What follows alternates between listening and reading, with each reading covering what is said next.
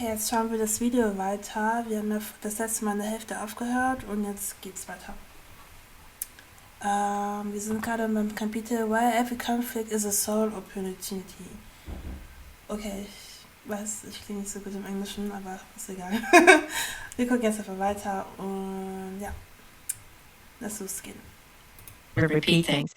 It's not lost on me that I'm speaking to a doctor here as well. And back to the 3 levels you were speaking to before in Kendra, it's mind, body, and superconscious. I mean, I sometimes wonder if there physical ailments that get handed down that people are like, oh yeah, my dad had that, my dad had that, my dad had that get handed down. Is this part of what's going on underneath there? I'm going to say, so whenever we deal with physical things, right, we always have to be careful saying, go to the doctor, make sure they run the tests, see if they can find something. But sometimes people say, I went to the doctor, I had like 10 tests, nobody finds anything wrong with me, and I'm still having this problem. So I'm somatically experiencing something, touch wood. Well, okay. Right? Please but continue. we experience things somatically. So whatever, things get passed down. For some people, they may not know what that means. What does that mean? Yeah, so when we're holding things in the body. So when we're thinking, so something that's common, like TMJ, people have jaw pain, they clench their jaw, they might be grinding their teeth at night, and they don't even know why they have that. But when you start looking at, either they experienced, some kind of trauma. Let's say they might have been in a relationship where it wasn't safe for them to express themselves because their partner was always shooting them down, saying like, that's not right. You're just making a big deal out of this. And, that's because you're so sensitive, or, they're putting the blame back on the person. So that person then says, well, it's not safe for me to express myself. Every time I express myself or try to, show that, I'm having difficulties with this and I need you to be more emotionally available, they feel rejected because they get put down, right? They get shut down. Well, it becomes unsafe to express, right? So where do we hold that? We hold it in the jaw. So we use the jaw to express ourselves, to speak, right? And we clench our jaw to hold things in. But sometimes maybe we weren't in a relationship ourselves that was like that. Then we have to say, well, wait a second now. Who in the family, somebody survived by not speaking? Because when we look at rejection like that, somebody was rejected. It wasn't safe to speak. So we hold in information ourselves. We clench our jaw. It's not safe. But somebody survived by not speaking because it was safer to belong than to speak up, right? So go back 100 years, almost everywhere on earth, right? And even today, sometimes it's not safe to speak up. You're better off being quiet and belong and keep yourself safe than it is to express. So when we look at that, what do? Ich frage mich dann, ob die Menschen dann versagt haben oder deren System versagt hat. Weil wenn wir so viel vererbt haben aus der Art und das uns zu Menschen macht, von der Definition her, ist dann der Mensch, der versagt hat, oder das System? Weil der Mensch hat ja das System erstellt, aber das System hätte ja auch anders sein können, wenn die Zeiten anders gewesen wären. We clench the jaw and we hold everything in the jaw, right? And then but maybe we were born with hypermobility. Gleichzeitig sagt er aber auch, dass die Dinge so laufen sollten, wie sie gerade sind. Also, dass alles einen Grund hat, sozusagen. And our jaw just easily dislocates, and that's why we have problems with the jaw, right? So, we can't always just say, oh, it's because of this, oh, it's because of that. We have to take a look at all the different possibilities. We can't say, Thank you for pointing that you out. have That's cancer, important. you gave it to That's yourself, important. or it came from your ancestors. No, maybe it was an environmental pollution. Maybe it was genetically, you inherited, a cancer gene. So, we can't just say automatically that's like that. But you can never go wrong by incorporating it in your overall healing and saying, take a look at, why is it that I'm struggling with this so much? Where is this coming from? And many times, as we know from Gabor Mate's work, right, when we have issues, we store it in the body, right? So in his book, When the Body Says No, that's the name of the book. It's a great book. And there's a lot of research in that book that shows that When, for example, women had breast cancer, they did studies and they got so good at predicting which woman was actually going to have cancer and which one had a benign condition that was not cancer. And they had them fill out these forms, these questionnaires. And depending on how they handled conflicts and the way they answered those questions, they could predict who was going to have cancer and who was going to not have cancer based on how they handle their emotions. Because they found that there is a link, the way we handle our emotions, and that increases our risk for cancer, right? Now, is that the only component? Maybe not. Maybe there's more components that we don't even know about yet. But it is interesting that they could see the link, because obviously we're whole holistic beings, right? Mind, body, spirit. And you have to incorporate all of it in order to create true healing, right? So why is it that when you have talk therapy, sometimes talk therapy is great and we can resolve our issues, but sometimes we just go around like a broken record. We orbit. We continue to stay in orbit, touch wood. Yeah. And people work with a therapist for 10 years and they're still in the same spot. Well, now it's time to take a look. Look at the problem in a different way. So when you work with Kendria, you look at things metacognitively, meaning you're taking a look at your own thoughts, right? The way I say is like, take a bird's eye view, step outside for a moment and say, if I was a bird in my own home, what would that bird observe about those dishes or the vacuuming? Right? The absurd bird would think. Would it even be thinking? Anyway, the absurd bird experiment, please bring us in. Yeah. Yeah, the bird would say, hey, wait a second. Like, have you thought about why it is that you have this problem? Because the problems you are experiencing with the fact that you think you're doing more than your partner, that is an ancestral problem. It's coming from somewhere. And the reason you're having that experience is because it's coming up for healing, right? So anytime we have these struggles and we create that awareness around the struggle, and then we don't always know how to fix it, it's ready to be healed, right? But we don't always know how to fix it. This is a wise old bird. This one's a wise old bird. There's an owl. There's an owl hanging out there. And so transgenerational karma. Yeah. So it's not, people say, the person ran a red light and now they were in an accident, karma, right? That's how we tend to think of it. We're being immediately punished by something. Transgenerational karma is not about punishment. It's about things that were unresolved with our ancestors. Let's say we have a woman and it's wartime and her husband is at war. She's left with 7 kids at home. She's by herself. People are dying. She doesn't have enough food. And she starts stealing bread from the bakery. So she steals bread from the bakery in order to feed her kids, to survive, right? It's all about survival. And there are many other people that are also stealing bread from this poor bakery. So the bakery eventually has to close. He can't figure out what's happening to all the bread. I mean, he feels like he's baking all the time, but the money is not coming in because so many people are stealing from him because they're all trying to survive.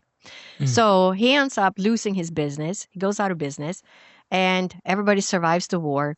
The baker and the woman never talk to each other. He doesn't know that she was just trying to survive. She doesn't know that his business failed because she was stealing. So it's unresolved. It's something that was never resolved. It was never witnessed. So her kids grow up and one of her kids decides to open a business, a flower shop, let's say. So this kid opens a flower shop and it doesn't matter what they do. It just keeps failing. Why is that? Because wow, also das finde ich gerade so krass und interessant. Das ist gerade so interessant. Ich muss hören, was sie dazu sagen hat. Resolved pattern of the past. So after you have loss after survival. So it's all about the pattern. It's not the karma. It's not the punishment. It's the unresolved pattern that was never witnessed, that was never healed. So when you look at your ancestors, it's the things that were never seen, that was never witnessed. When we create healing, all we are doing is creating an understanding for our ancestors and what they went through. We are witnessing, we're creating a witness saying, hey, grandma, now I see why I'm having this issue. Or hey, dad, in the spirit world, now I see why it is I'm having this issue. Because nobody, like you worked so hard and nobody ever thanked you for it. Nobody ever witnessed it. Nobody could see that this is a pattern that you weren't able to resolve because you didn't have the internet back then. You didn't have any way of understanding the process itself. And so when we create healing, we are really just creating an awakening and an understanding for where we came from. It's like, okay, now I see it. Now I see how you struggled, mom, dad, grandma, grandpa. I don't have to do this anymore. I can just let go of this now. I think at this point in time, we are at a place in the evolution of Earth where we are here to raise consciousness. We're here to create healing.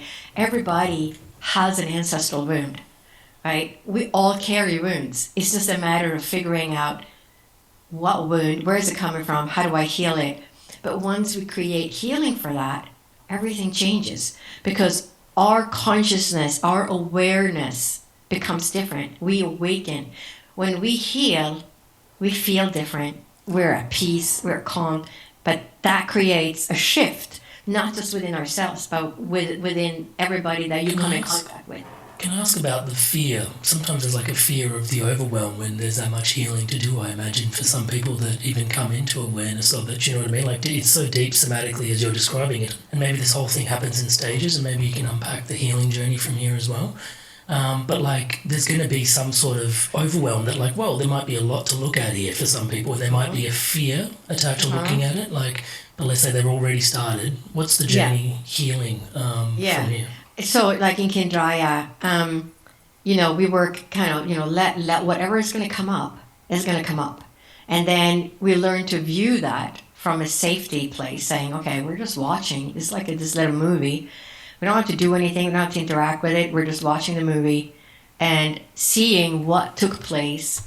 But when we work with Ja, genauso ging es mir, als ich klein war. Ich habe immer das Gefühl gehabt, ich sehe die Sachen aus der dritten Perspektive, die betreffen nicht wirklich mich, sondern mein Leben, aber ich bin halt außerhalb von meinem Leben. Und ich kann mir nicht erklären, was das war, weil es hat sich nicht negativ angefühlt. Es war nicht so, dass das aus Trubel kam. Es war einfach eine Einstellung, es war eine Attitude, eine Lebenseinstellung war das. we work with Kendrya, we say, what do we feel in our body? Do we feel, somebody who had like a lineage break, somebody died suddenly, somebody was left, the parents separated, never saw dad again, right? Creates a lineage break.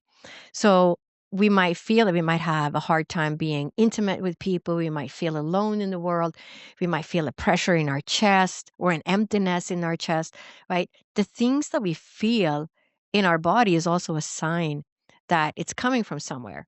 So somatically, we carry these feelings in our body all the time, just like we carry the jaw pain, right? So it's a generational rejection typically. But all these feelings that we carry in the body is clues as to what's going on. Where is this? Why is it that when, I'm trying to be intimate with someone, I feel this way? Well, it's coming from somewhere. Somebody survived, right? Somebody developed this in order to survive themselves. But, think of the mice. Like it gets passed down through the generations. But also when we look at, sometimes we don't know. So we look at things using our clairs. Everybody's intuitive. We all have intuition, right? We come to the world being intuitive creatures. For some people, you're going to have to explain what you mean by when you say the clairs. And the clairs. So, the clairs, when we are intuitive, do we see things? Are we clairvoyant? Or do we hear things, clairaudient? Do we feel things, clairsentience? Or do we just know things, claircognizant, right? So those are the most common clairs. Do we see, hear, feel, or know? So when we work with Kendrya, we say, all right, well, I don't know anything about my grandparents because nobody ever talked about them. It was like a hush. Whenever we don't talk about the ancestors, we know that there's an issue. We know that there's trauma. We know that things have been passed down. That's a given, because whenever people don't talk about the ancestors, there's always shame involved, right? They don't want to say, "Oh, we're not going to talk about Uncle Billy because, he was a bad person," or whatever, right? And we don't want to talk about it. So we know that there was something wrong with Uncle Billy because nobody ever wanted to talk about him. So sometimes we can use our clairs, but when we use our clairs, we tune into, information. But everybody has a clair that's better than the other clairs. So some people, for me, right, I'm mostly The clairvoyant. clairs were going to sound enlightened up until that point. Now there's ego between clairs. No, sorry, Right. I'm kidding. Sorry. I'll stop we all interrupting. have we all have clairs, right? This is a matter of figuring out which one is your good one, right? For me, I'm mostly clairvoyant, right? So see, I see things. I see, I get a lot of images when I do mediumship readings and things like that. I see. But I also hear, I also know, and I also feel. But I'm going to say that's divided. The other 20% is divided between those clairs. Are they Some linked by any people- chance to your physical dominances as well? Like, how some people are just like 70% of the population in general is visual. Does that mean there's going to be 70% people that are generally clairvoyant, or is it not one for one like that? Probably not, I imagine. No, I don't know what the statistics say. I'm a visual learner. So if I see, like when I went through med school, if I saw a chart, I can remember that chart on a test and say, oh, See, I'm it was auditory. It's really 79%. interesting because I'm both Right. kinesthetic and visual and auditory, but auditory's like just edges out a little bit, and it's not lost on me that I've got a podcast. Yeah. Because I love auditory learning, and so this has just been touch wood. But then it's like kinesthetic and visual are right back behind there for me, like right there. But yeah, there's one that in the physical is supremely. Yeah, and so if you trained Touch wood. your clairs, it wouldn't surprise Does the me. clairaudience be the one that sort of shows up in that instance? Is that what you're? I mean, it wouldn't surprise me. I don't know if it's the same for other Interesting. people. For me, it's like I'm a visual learner, and my strongest clair is clairvoyant. So Huh. I don't know if that's I have never read a study on it, so I don't know if there is a study on it, but You it would might be have to write a it, fun Dr. Lotte. study. You might have to write it. You might Also es wäre sehr interessant auf jeden Fall. have to write the study. Yeah, But- sorry. Yeah, but it would be a fun study. But we get information that way, right? We get information. When you get on the freeway. I mean, when I drive around, I ask Spirit World, okay, I'm at a red light. Should I just go up? Should I take this? Should I make a right here and get on the freeway, or should I go to the other exit? And the Spirit World will say, no, go here. Okay. So, for example, yesterday I was in Phoenix. I live in Tucson, Arizona, and I was up in Phoenix, and we have a lot of those the patrols that are patrolling immigrants in our country right now. And as I'm driving, I typically would not make a right at this light because it goes through a section of town. It takes me to the freeway, but it's not the best area. And so my mental mind, my brain said, oh, you'd be safer going up one block and taking the next entrance because it's a better neighborhood, less chance you're going to run into some, patrols doing their work. And so I said, so I'm at the light, and I said to the Spirit World, okay, should I take this street or should I go up to the next light? And the Spirit World said, no, make a right here. And I'm like, this is the bad street. This goes through the bad neighborhood. The Spirit World kept saying, no, go through here, take this right. And I'm like, okay, fine, I'll take this right. So I took that right. I get home, I look at the news. The next light that I was going to make a turn, there was patrols going into different restaurants. And I'm sure they were actually blocking the street, and there was complete mayhem. And I had no idea that was taking place. But so when we listen, that intuitive hit that you get when you're driving that says, get off here, take this exit, or don't take this street, listen to that, because that's going to probably save you a lot of, mayhem, because sometimes it's telling us like, don't go there. You're going to get stuck in traffic. You're going to be sitting there for an hour maybe before you can get out. And, when you get stuck in traffic or behind accidents and things like that, you're just sitting there. You're like a lame duck. So you can't back up, you can't go forward, you can't go backwards, you're just stuck. So all these little hits that we get, but many times people say they don't think of tuning in, number one. They're just kind of like going, okay, well, this is the route I usually take, so this is how I go. And then we end up behind an accident. But many times, I can't tell you how many times I've had avoided accidents and literally been behind an accident. I get back to my car. I forgot something. I go back in the house. I get back in the car. I'm like, okay, now I'm 2 minutes late. And I'm like, okay, well, I'm just missing an accident. Sure enough, I get on the freeway and literally, the accident has just happened. The ambulance and the police car hasn't even arrived yet. And that was the spirit world saying, hey, I'm going to make you forget this because otherwise you might be in that accident. But we all have this guidance. It's just that people aren't even aware of it. And, for me, it's been, 33 years of living like this. Also da kann ich auch was dazu sagen. In unserer Familie haben sehr viele Déjà-vus. Also es gibt kein Geschwisterteil von mir, was irgendwie noch nie ein Déjà-vu hatte. Und das finde ich zum Beispiel auch sehr interessant. Und da könnte man eigentlich auch recherchieren, ob das so eine Art Gabe ist und ob die Gabe eine Bedeutung hat. Und ob das irgendwie auch so einen ähnlichen karmischen Willen hat, so wie die Frau, die die Unfälle überlebt hat oder die Unfälle verpasst hat. Weil die Déjà-vus haben auch uns oft sehr unterstützt vor Gefahren oder keine Ahnung. Und deswegen finde ich das auch sehr interessant. And in the beginning, I didn't believe it. I had to, take notes and write it down. I'm like, oh, this is just a deja vu. This didn't happen. I discounted all of these events, saying, oh, it's just, a deja vu. But now I know better because it's been 33 years of this. We all have this ability. We are all intuitive creatures. It's just a matter of learning how to tune into it and learning how we receive information. It's interesting that these capacities are available to people.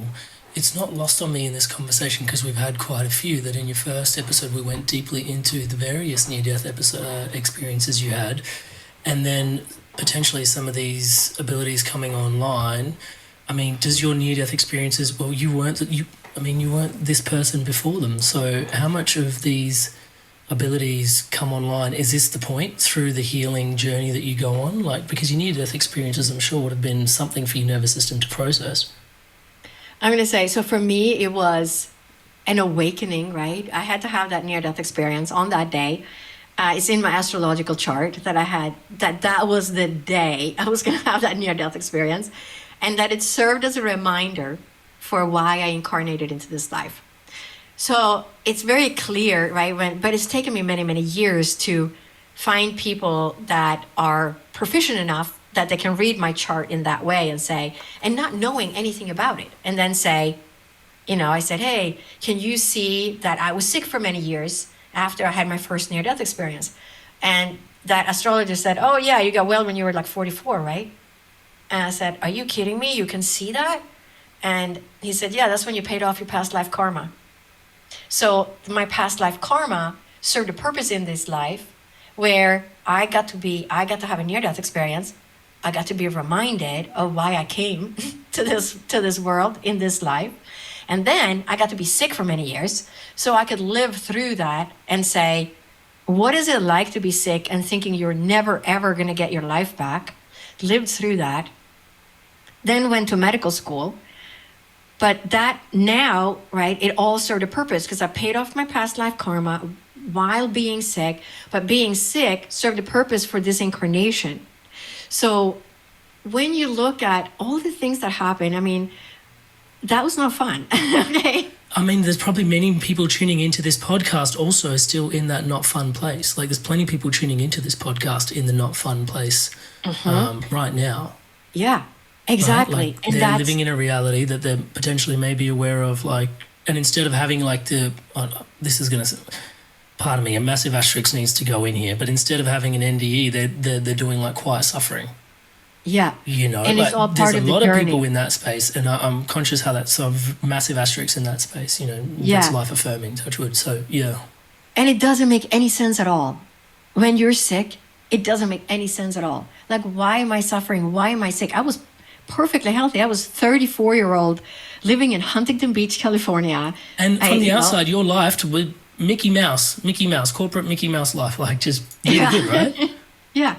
So, I mean, here I was a picture of health.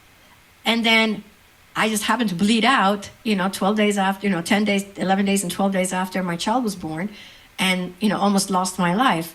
And then that created a blood disorder. And then I was sick for years, right? And couldn't function normally. And I never thought, after 6 years, after 10 years, I was like, after 6 years, I was like, oh my God, I'm never going to get well. Like, this might be my life now. I might just be this, sick for the rest of my life. And then I slowly started to get better. And then after 10, 12 years, at 12 years, that's when I declared myself, I said, that's it, I'm healed. I'm going to medical school. But it started like from 10 to 12, it was that kind of like that last step. So in my chart, you can see after 10 years, everything changed. That's kind of like when the switch changed. So having been really sick, I'm going to say to get my stamina back, it took another 2 years there to, be fully functioning, saying I can go back to school. I have the energy to do it. But being sick, it didn't make any sense at all. I was just, why is this happening? Why am I spending my 30s not being able to go anywhere? From 34 to 40, I was just like basically sitting in a rocking chair.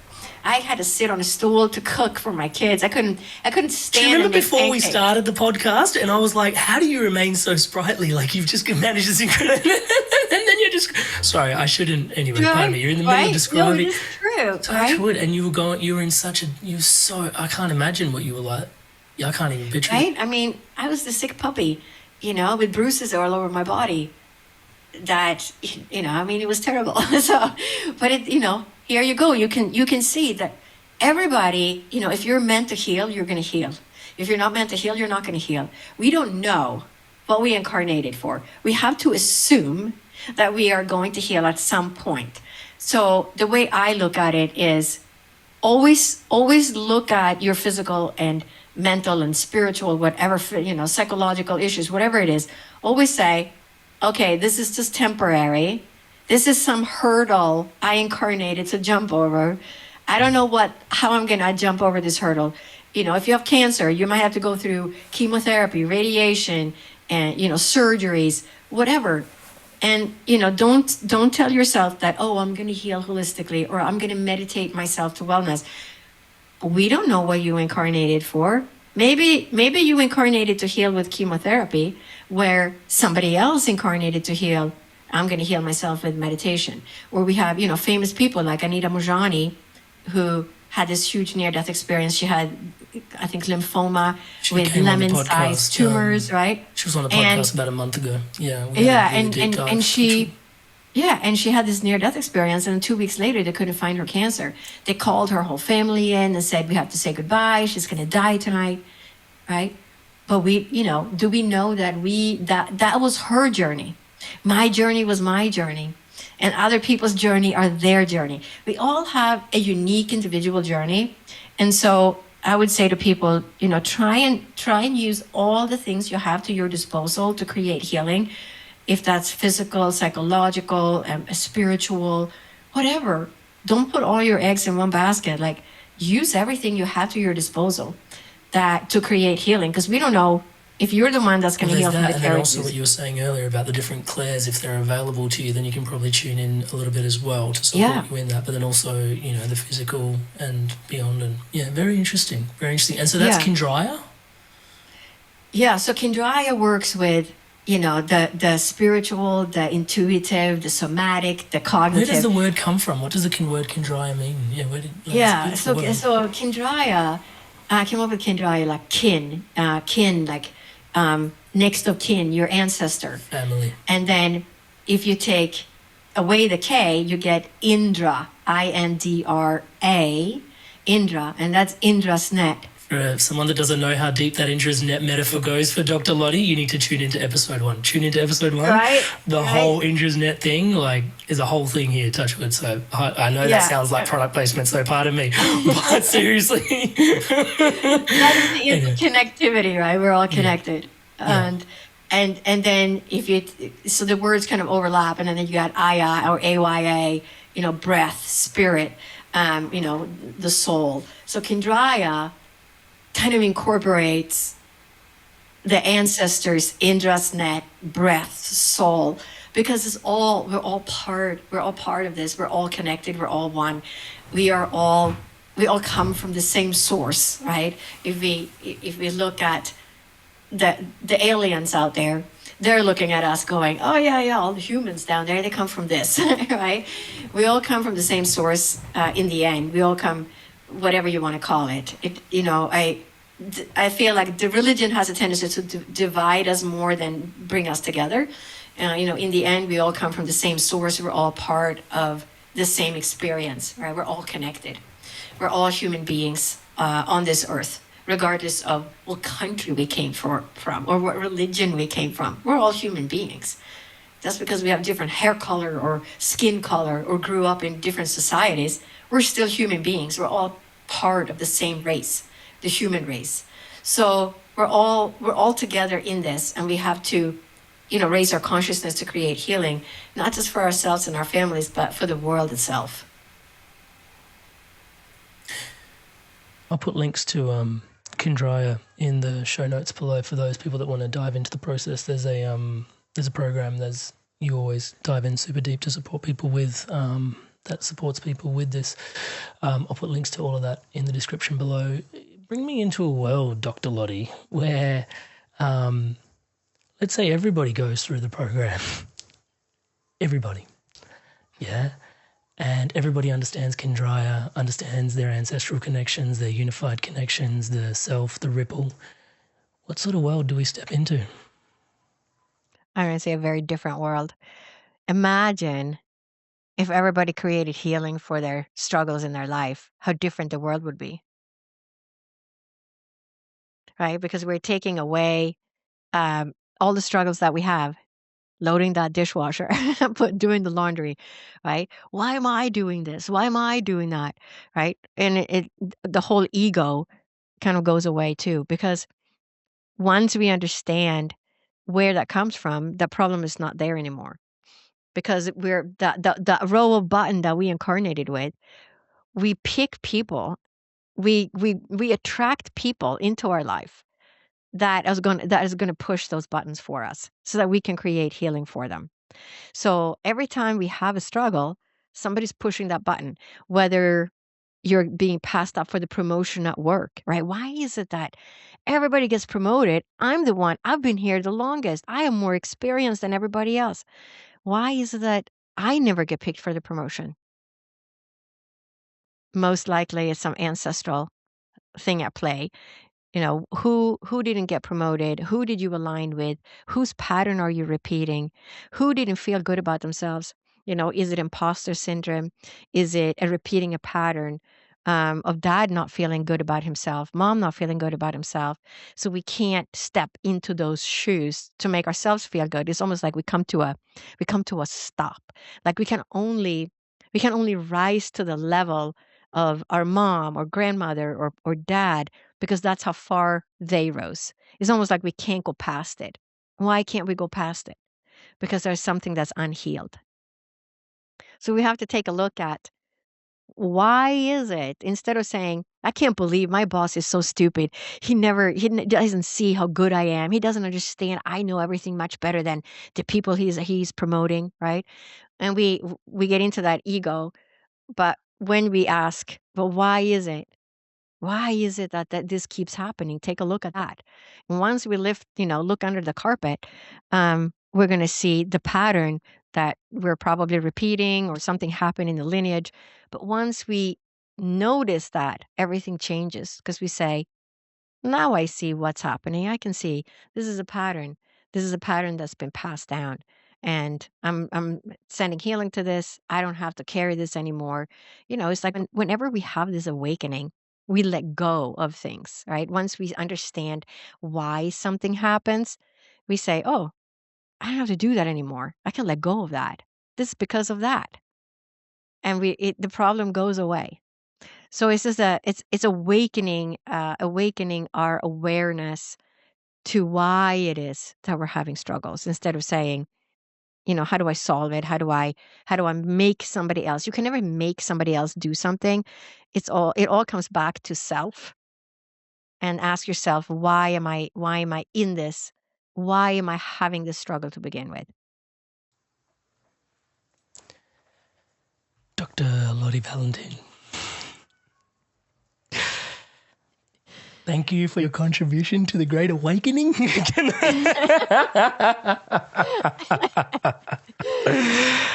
Thank you so much for gracing our show. Also danke fürs Zuschauen und ich hoffe, euch hat auch diese Art von Video gefallen und dann sehen wir uns beim nächsten Video wieder und ich hoffe, ihr seid inspiriert und habt etwas, womit ihr euch jetzt die nächste Woche beschäftigen könnt und schreibt in die Kommentare, wenn ihr Fragen habt. Ansonsten könnt ihr mal links gucken, da bin ich erreichbar. Wenn ihr auch ein paar Videoideen habt, die ich mir anschauen soll, sagt mir Bescheid. Dann sehen wir uns. Bis dann.